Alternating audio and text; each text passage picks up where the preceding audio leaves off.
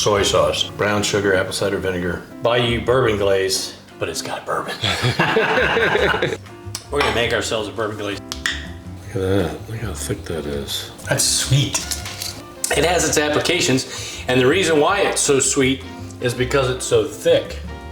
Now, if you were to thin it down with a little water, that might work out a little bit better. Or if you're cooking chicken, like a little chicken broth, depending upon what you're cooking, water, chicken broth, beef broth maybe, something of that nature to accentuate the flavor that you want. We're gonna start with our bourbon glaze first. You know, for a bourbon glaze, you can use any kind of bourbon that you want. If you're in a restaurant style kitchen, cheaper bourbon is better. Well, this is wonderful bourbon. When you're in a restaurant setting, it doesn't really matter.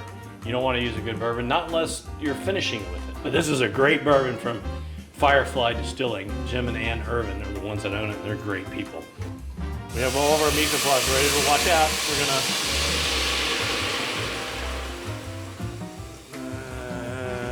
and there you go. There you go.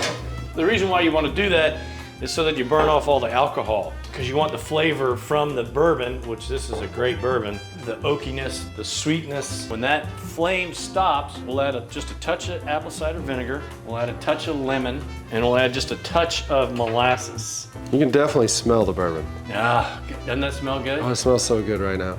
Yeah.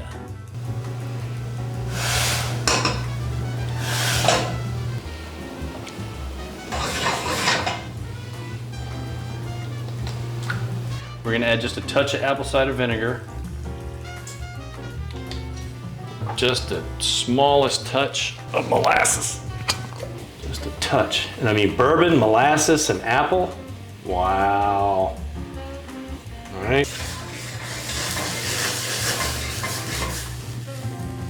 How it's getting thick. All right, we're gonna take that off the flame now, because we don't wanna reduce it down too much.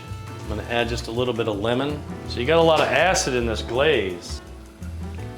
Just a little bit. Okay, ever so slightly. We have all our ingredients in there that we wanted. They're all measured out. Now we're gonna add our beurre meunier. Am I gonna measure the beurre meunier, or am I just gonna thicken it? I'll measure it. Yeah, because we're trying to recreate this, right? Right. You're good. That's 1 tablespoon.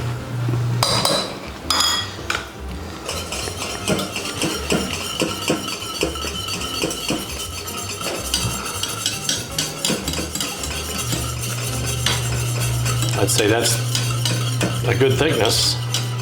When you say you want a little thicker, I'll let it cook for a minute. So 1.5.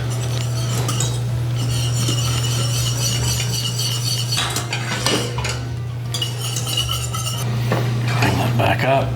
All right, now what we're gonna do is we're gonna heat a little bit of this up so we can taste them side by side while they're both hot. This yours or mine? That's yours. Oh.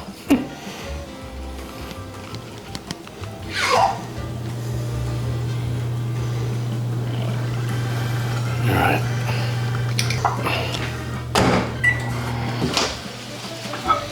Okay. That's pretty thin. Mm-hmm. I mean, it's thinner, right? Much, yeah. All right, now taste this. That's a little thinner than that one.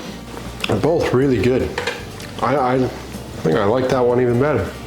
You can always add a little bit more soy to that. So what we're gonna do now is we're just gonna add half a teaspoon of soy to this. Half. Yeah, that'll do it though. This one definitely has the red pepper flakes, get the flavor, but it gives it a different look, right? Yeah.